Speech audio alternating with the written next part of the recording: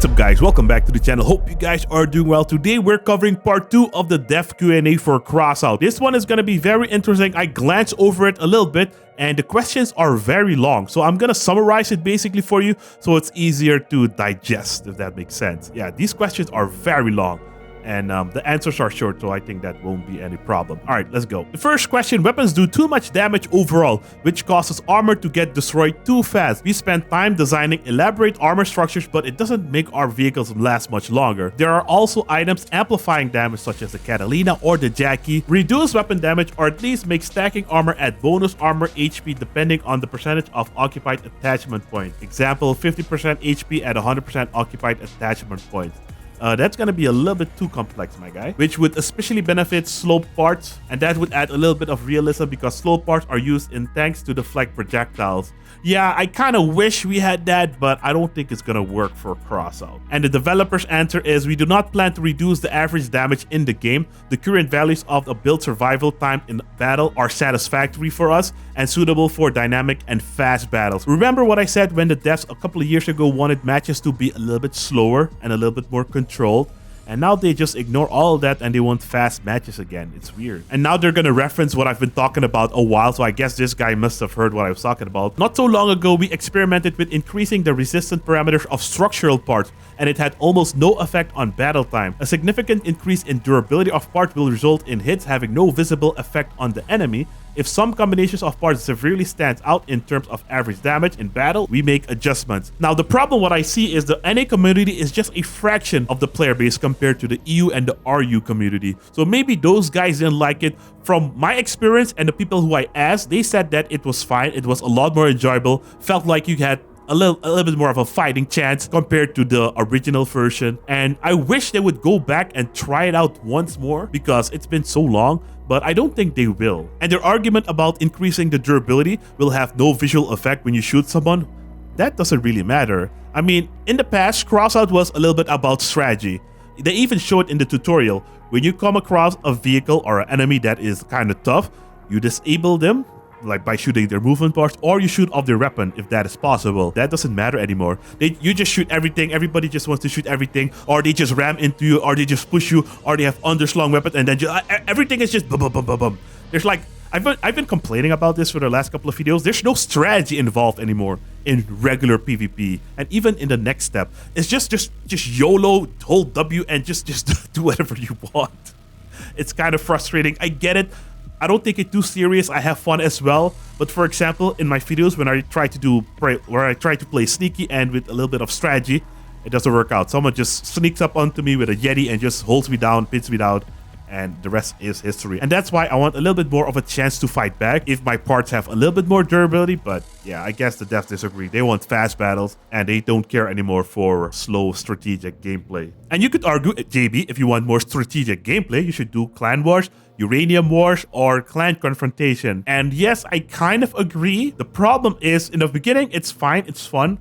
But when you start running into full groups, it's not so fun anymore. All right, the second question is a very long one. Basically, the guy complains about not frequent updates or frequent balance changes, and the devs basically say, no, we do not plan to increase the frequency of the balance changes because gathering data and designing changes takes time, which, you know, is understandable. But I have checked out Crossout Mobile recently, and I'm not sure if Targem is also developing that game, but it seems like if it is like that, half of the team is doing Crossout Mobile and half of the team is doing Crossout in general. And Crossout Mobile is doing way cooler things. It's doing much better compared to Crossout PC. Because everything we get on PC will automatically go to Crossout Mobile. But the things developed in Crossout Mobile do not go over to Crossout PC, which is kind of unfortunate. This question was about bricks again, and there was a question like this in the previous Q&A. And the dev also mentioned the same thing. We are aware of the problem of the speed inflation, and they plan to rework the speeds of the cabins and the various bonuses that the different modules give you. And they mentioned again,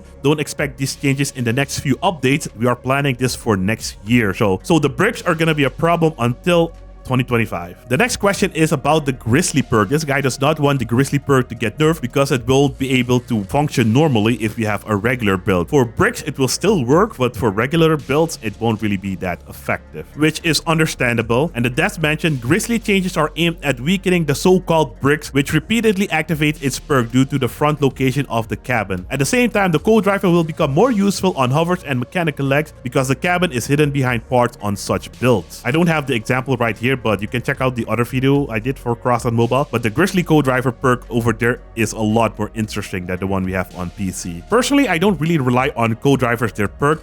I just make sure I have the passive perk that I like because usually it works or it improves my build a little bit.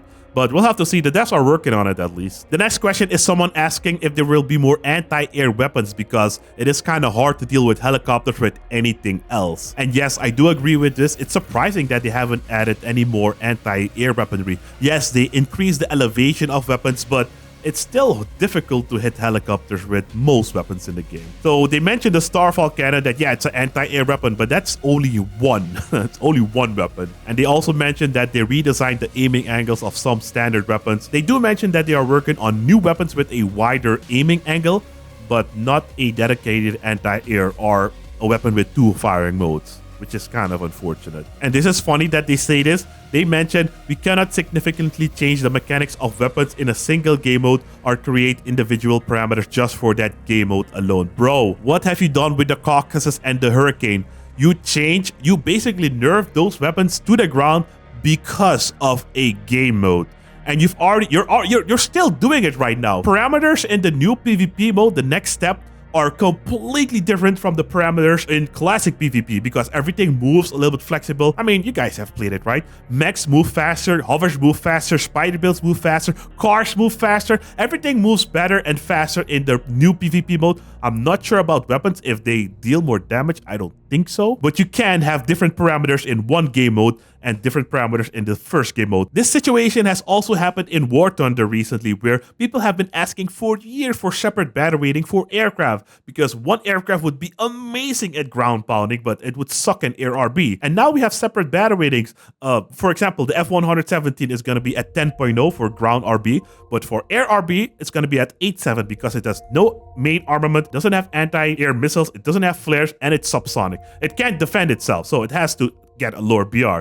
I think they should be able to do this, especially if they want to keep helicopters and mechs and ground builds fighting in one game mode. And it's possible. Everything is possible. They're lazy or they just don't want to do it for some other reason. I don't know. But it would be good because they've nerfed the Caucasus. I recently recorded a video with the Caucasus, and the Caucasus are garbage right now. They're horrible. And I've already mentioned it in a lot of my videos. I don't want the devs to nerf a weapon because of a specific game mode. And they mentioned that as well. I don't like that. That's the wrong approach. It might be hard to come up with a new item, but for example, what I would have done, I would create a module that has a Griffin perk, for example, to counter the Caucasus build in the helicopter game mode and the missile build. It sounds simple. I know it's easier said than done, but they have that in the Crossout Mobile. Why can't we have that on Crossout PC instead of nerfing a weapon? Because one single Caucasus build was not really the issue. The problem was a group of Caucasus players with trombones.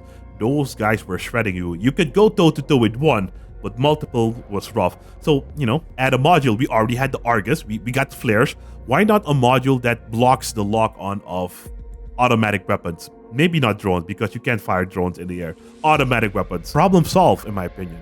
What do you guys say? Problem solved. Anyway, let's move on to the next question. The next question is about the Goliath tracks. Their top speed is not so high, and they just get shredded by machine guns, especially with Catalina and the Jackie. Yes, I do agree with that. And this guy's asking for a perk change. So someone mentioned this in my comment section, and I kind of agree. I'm not sure how well it would work, and I don't know why the devs have not done it yet, because it is possible. So for large weapons, actually I would say, let's not say large weapons. Let's work with mass. Weapons that have a mass over 1,000 kilos, so they're obviously going to be large as well. They should get more resistance for certain type of weapons, like I would say bullet damage, for example. That's what the guy mentioned in my comment section. For example, like the Mammoth Cannon would have more resistance against bullet damage, but not against explosive damage, for example. I think it's gonna be a big overhaul if they want to do that. I know it's a lot of work, but I think implementing a system like that as well could help make large weapon like that also a little bit more viable. Apart from the Raijin is separate right now. The Raijin is just a mess right now. They need to balance it. But right now we have weapons and modules and cabins that give you damage resistance. I would say in the future, if it's possible, get rid of all those perks. Change those perks. Give the weapon itself the resistance to certain ammo types, or like example bullet damage, or make weapons prone to penetration or something like that.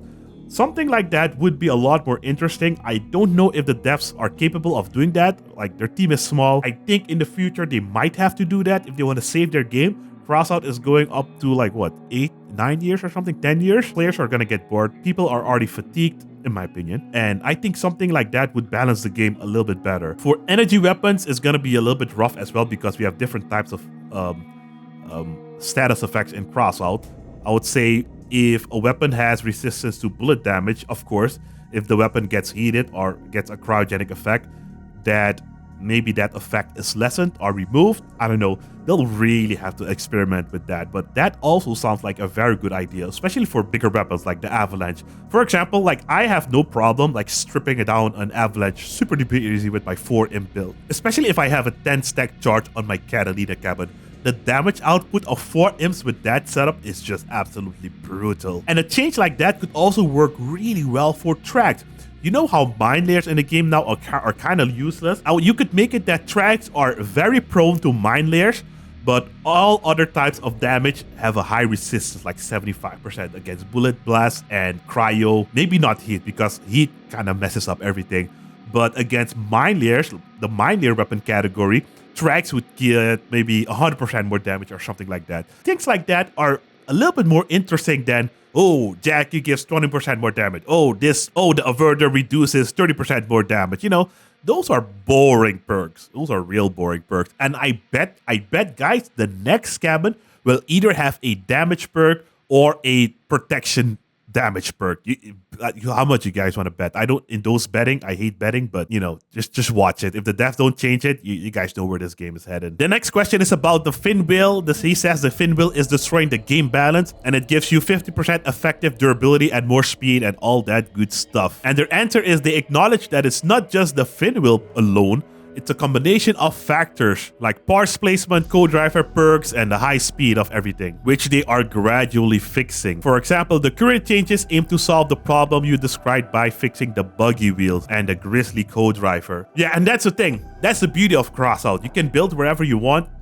Personally, when I build, I try to optimize all my perks to work together, because that's usually how you get the best and strongest builds. But that's also the issue you get if you give so many different items damage buffs and resistance buff. Go to the technology tree right now and check out how many cabins we have that give you more damage. It's ridiculous. And all the co-drivers have something to do with giving you more damage as well. I checked out Crossout Mobile. That game is a good example of what they could do. I kind of don't want to reference it too much, but it's a good example. Almost every module, cabin, co-driver, and weapon has damage perks in Crossout. Now that I think about it. So yeah, the buggy wheels are definitely getting another nerf, but like I mentioned in my other video, they are getting a nerf, and guess what you can use to basically negate that nerf? Use the Hertz co-driver. The next question is about the speed decrease on mechanical legs on slopes. This guy has done his extensive testing and the devs will look into it. So that's good, pretty straightforward. I do notice some speed changes from time to time when I'm using mechanical legs. The most noticeable change for me is when I'm changing direction with omnidirectional movement parts. With the legs, except for hovers. Hovers are great. The legs, the omni wheels, and the augers have it. But people have a way to play around it. I'm not used to it yet. I'm not flexible with the control for that yet. The next question is a balance problem. The Impellers perk doesn't provide any benefit to coaxial rotors. This guy has also done his testing, and the devs will also look into it and fix it if it's not working properly. Pretty straightforward as well. I'm not too familiar with the rotor stuff, so I can't really comment on that. I haven't really played a lot of the helicopter game mode. The next question is about the ML200 legs. They deserve a perk buff from useless one to useful. Needed balance, useless perk problem. I do agree. Remember, I've been advocating for a a dash mechanic for the ML200s like the Tengu has, and the Crossout Mobile, the Mantis leg have the same perk, a dash. I think that would be very nice. Or for the ML200s, just a hydraulic system where you can lower your build or increase the build height. A simple perk, but it would be effective if you wanna, like, let's say, shoot over a rock while keeping your build protected, but your weapons very little exposed. And the devs do answer, we will consider changing the perk of the ML200 as well as increasing their tonnage. This may require adjustment to other parameters of the legs. Yeah, that's fine. The perk is useless right now. I think it gives you more stability when you shoot, or no recoil or something like that. Something stupid. The next question is about the Raijin. The Raijin is not balanced yet. Yeah, they're working on it. It's gonna get fixed in the next update. They already mentioned that. The next question is about the Vulture Drone. This guy does not want it to be a legendary. Keep in mind, guys, the devs, I think, legally cannot change the rarity of an item in-game once it's been released officially, especially if it's in a pack. So I know you guys, and the Vulture was in a battle pass, which is you pay for it. So I know you guys like to ask for this needs to be epic or this needs to be legendary. I don't think they can legally do that. And the Vultures are a very unpopular weapon, but I haven't made a video on them in a while. But to get my Vulture trial done, I was using a Vulture build, and those things are actually pretty disgusting. You can use it on a Hadron cabin and a king and get the reload boosted, and you can basically spam the whole map with Vultures because the reload is faster, then the Vultures will disappear. So you can have, at least from the test I did back in the day, you can have at least 18 Vultures out before the first one disappears that you deployed. So I get what this guy's saying. I think his build wasn't really the right build for the Vultures. And the dev mentioned the Vultures are fine. They're within the medium efficiency of all weapons in the game. So yeah, I think they're okay too. The next question is about the autocannon. He says some weapons are OP. The Stillwinds deals too much damage without the perk, and the Whirlwinds deals too little damage with the perk active. Compared to other weapons like the Arbiters, yeah, I can understand what this guy's saying. He wants the Stillwinds damage reduced and reduce the autocannon explosive damage. Reduce the effective range of related autocannons perk, make Arbiter and Equalizer non-hit scan grade, and maybe examine the Arbiter's damage output. Man, this guy... Again, nerfing is not the solution, man. Unless it's something really strong like the Raijin, Stillwinds are not... Okay, now let's just read the reply of the devs. These autocannons are statistically medium and do not require changes to their parameters exactly. We will consider changing or replacing the Stillwind perk with a more appropriate one. Yeah, that I agree with that. And they also mentioned that the miniguns will get their hit scan removed. The next question is also about tracks. He says that the tracks have no place inside of the game, which I do agree with. Using tracks can be a little bit rough, especially since they're so slow. I would not increase their top speed though, but something with the durability makes sense. And the devs mentioned after the recent changes, the efficiency of tracks has improved. We believe that the current durability of the Goliath is sufficient, but I thought they just said in the previous question that they're gonna improve the Goliath track or look into it. That's weird. As it also has high resistance percentages and can be used for vehicle armoring as the main movement part, unlike the Titan. But how many people do that? How many people use the track as armor, like the Goliath track? Like 0.1% of the game? Come on, dudes. I like their first answer more about the Goliath track, where they were planning to improve it at least a little bit. The solution I proposed would also help with the track issue without changing the parameters too much. But if you ask me if the Goliath tracks are good right now, no, they're not. The durability is way too low. There's a couple of builds out there that use 2 Goliath tracks with drones. You just shoot 1 track and they're basically immobile, because if you have 1 track only, your build will spin around like crazy. Now, what I did for a video, because, you know, I've been playing a while, I have a bunch of stuff. I use 4 or 6 Goliath tracks. It's just for funsies, but it is kind of effective as well. But for a regular person to play the game, to do that is a bit expensive. You don't really need to do that. Also, the tracks are very heavy for the amount of durability they have. All right, next question. Balance problem. Aggressor's perk is very odd in that it requires to drive in a straight line. And the devs mentioned we consider the Aggressor to be an underrated cabin that requires the player to have a certain driving style and design the builds properly. We have no plans to change the cabin's perk at this time. I kind of agree. The Aggressor perk is good where it's at. Again, it's another cabin that gives you a damage buff. I wish it was something a little bit more unique, but I like the way you get it. Just drive in a straight line and you get it. You can use it with different types of weapons. It's fine. It's just a different cabin. If you don't like it, don't get it. Get a different cabin. We don't need all the cabins to play very similarly, just by driving around or doing something easy to get the perk. And the devs mentioned, we believe the efficiency of drones and turrets is within the medium efficiency of all weapons in the game, which we have no plans to increase the relation to regular weapons. I really want to see the devs their list of the weapon efficiencies, or which one is considered high, low, medium, because the drones, let me see, the wheeled drones are fine, the Phantom is fine, even though I don't like it.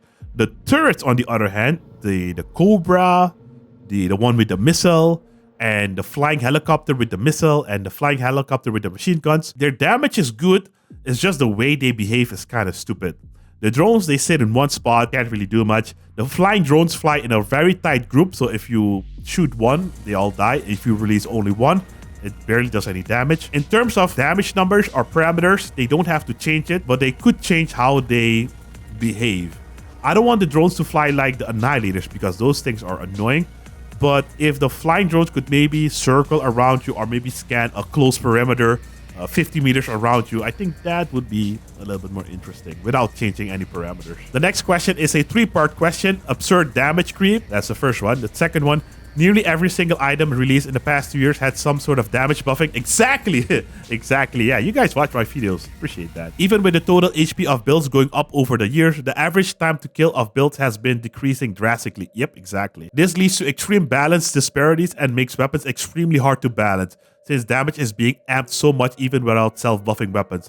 This is extremely evident with the Raijin, which is self-buffs itself twice, perk, and charge. Yeah, that's crazy, right? And can support running multiple damage buff. Yep, co-driver, Jackie, yep. And the third part, every single external damage buff, non-self weapon buff, needs to be drastically reduced. Self-buffing weapons need to have their numbers shifted around as well, especially the ones that are overperforming. Reduce the base damage of overperforming weapons by a decent amount, for example, the Raijin by 33%. This guy watches my videos, he knows what he's talking about. Exactly. Almost everything in the game is about damage. Most weapons and most cabins give you a damage buff, but in my opinion, cabins should not get a damage or resistance perk. I'm gonna bring up Crossout Mobile again, but for example, that one co-driver, if you are, I don't know, if you get the perk, it shoots an airstrike randomly out of the air. I mean, it might be unbalanced, but it sounds cool. And if it's too strong, just nerf the damage. It'll give players something to think about to cover up their top of their build, so that an airstrike doesn't blow up their insides. There's also that random co-driver that drops a random fire puddle.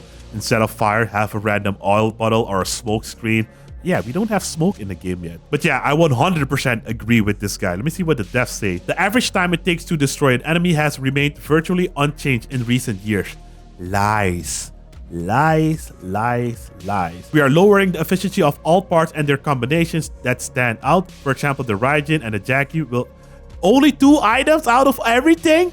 Dude, these devs are lying. Or let me not say lying, but from my personal experience, when they did the durability buff for structural parts, it actually took a lot longer to destroy builds. And right now, I won't name the Raijin could do it. Go up against a Gravistar build. Go up against a Fire Dog. See how long you last. Go up against Scorpions with a Jackie. I don't want Scorpions to get nerfed, by the way. I think it's pretty clear that the devs do not know what they're talking about. And I don't want to say that they don't play their own game. Yeah, they don't have time for that. That this is their job. But they really need to, I don't know, consult with some professionals or some actual players of the game about everything, because it's ridiculous. Also, what do you guys think? Should the time to kill in Crossout be a bit longer or shorter? Last time when I said it needs to be longer, people complained that it's gonna make the game harder to grind. Well, easy solution for that, bro. Just increase the rewards. I would say the longer you are in a match, the higher your reward. If you're only in a match for 3 minutes, you should have like a base reward. If you're longer than 3 minutes, 4 minutes, 5 minutes, you should get an increased reward, almost double. It's that simple. I know the devs don't want to do that, but it is so simple. People haven't been talking about the grind for so long, but the grind is still in a rough spot. I play with premium subscription, so my rewards are not even double. I get 50% more rewards. I can't imagine playing without premium. The grind must be just god awful. Nobody talks about it anymore because they got used to the shitty grind. But yeah, personally, I would like the matches to last a little bit longer, and if they do last longer, if most matches last 5 minutes, increase our reward so the grind doesn't feel double as long or double as hard. But I do think the time to kill should be a little bit longer. They even have a separate game mode where the time to kill is faster and everything is arcadey with the new next step game mode. Leave the fast arcadey stuff for that game mode and make the classic PvP a little bit more fun and enjoyable. Make them last a bit longer. That's what she said. I'm not saying 10 minutes long, but 5 minutes, the timer's already good. Just make the time to kill a bit longer. The next question is about the adapter pulse accelerator or something. I'm not sure what it's called. It may be underpowered, especially in the light of the upcoming balance changes. And the dev said, we do not plan to make changes to the adapter as its efficiency is at a satisfactory level. If its efficiency decreases significantly after the balance change, it will be fixed. Okay, yeah, that's pretty straightforward. I'm not a fan of the adapters. They deal decent damage, but just decent. The sound is very boring and their visual effect is very underwhelming. It feels like you're doing nothing to the enemy. Even though you see high damage numbers, it feels like you're tickling him. I believe the issue is, I'm not sure if it has penetration, but it does not have any explosive damage. So why use that if you can use a minigun with a higher DPS output? The next question is also about power creep, about the Omamore, Jackie, Raijin, yeah, everything. We tried, their answer is funny, we tried to avoid power creep and lowering the efficiency of parts that stand out, including Raijin, Jackie, Mars. Brother, you've been doing this for years now. But now that there are so many items and you can stack them, people are starting to complain a lot more. People always ask me, JB, why don't you ever play the Savior cabin? Why should I if I have the Humpback cabin, which gives me 30% more damage as well, and it doesn't disappear as fast? With the Savior, I need to ram someone and it disappears super fast. Like, those two perks don't make sense. The Savior cabin should get a completely different perk that has nothing to do about damage or resistance, by the way. It's cool that we have two, the Humpback for damage, the Ermac cabin for resistance. Those were the only two we needed. Now we have a Beacon, we have a Catalina, we have the Marsh, and so many other cabins that increase the damage. We still don't have a single module that increases the charge rate. The next question is also about weapons balance, and this guy compares normal cars to Leviathans, which I don't think you should do. But the dev's answer is very interesting. Well, not really, but the part over here, reports from our internal balance testing department made up of volunteers with deep experience in the game. Who are those testers? These guys clearly don't know what they're talking about. And they also mentioned data from our testing within the development team. You guys might test stuff out in the garage, but I highly doubt you guys test high-level gameplay with actual good players. Seems like that this part of the Q&A was a lot of people questioning the balance changes and the power creep, and which I agreed. A lot of people are not happy with the state of the game. The next question is about the rockets. Some rockets are not competitive. Pyre, Trombone, Nest, Hurricane. I was testing some on helicopter builds with rockets like Pyre, Trombone, Nest, Hurricane. At their current state, they are not competitive, especially in the next step arcade mode. There are too many ways to defend rockets like Flock, Argus. That's good. We want to have ways to defend ourselves. That's what I want to see more of in the game. The problem is they nerfed these items. The Pyre, Trombone, Nest, and Hurricane all got nerfed. I think their nerfs should be reverted to their official release state and maybe add 1 or 2 more modules to counter these weapons. The Caucasus is also one of them. And the dev's answer is, we believe the efficiency of the weapons you listed is within medium efficiency, again, same freaking answer, of all weapons in the game, which we do not plan to increase in relation to our regular weapons. Yeah, of course not. I'm not going to repeat the same thing. It's basically the same thing as I said before.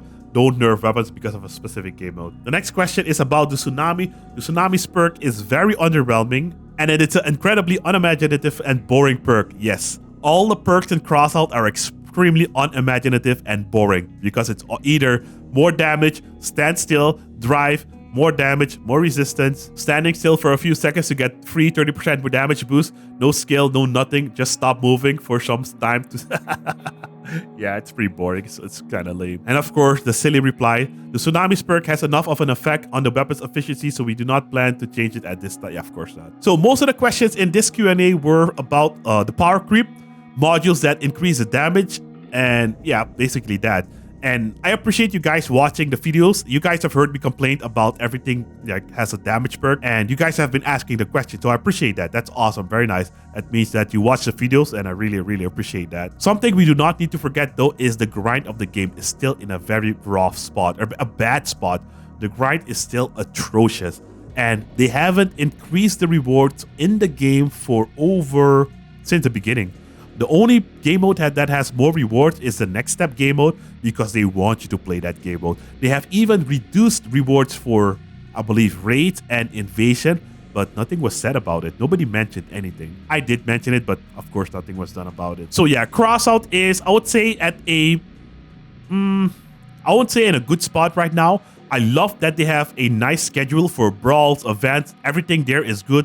We're getting shorter battle passes now. That department is good, but the balance is horrible and the grind is still pretty rough. I hope they implement my faction suggestion about the previous battle passes. I think that would help out a lot. And if you want to level up those factions, you could use engineers badges. You should be able to earn engineers badges a lot faster and easier as well. Also, the blueprint issue and the storage issue, big issue, still hasn't been solved. So yeah. That's it for today's video, guys. I hope you guys enjoyed it. I'll probably upload something else for you guys because videos like this are cool and all, but no, not really entertainment. But yeah, if you guys found this video informative, if you guys enjoyed, make sure to leave a like and subscribe to the channel if you haven't already. It is free for you guys, but it helps me out a ton. If you guys want to see more, you can click one of these two videos over here, and I'll see you in a minute. Thanks for watching. Have a great day. Peace.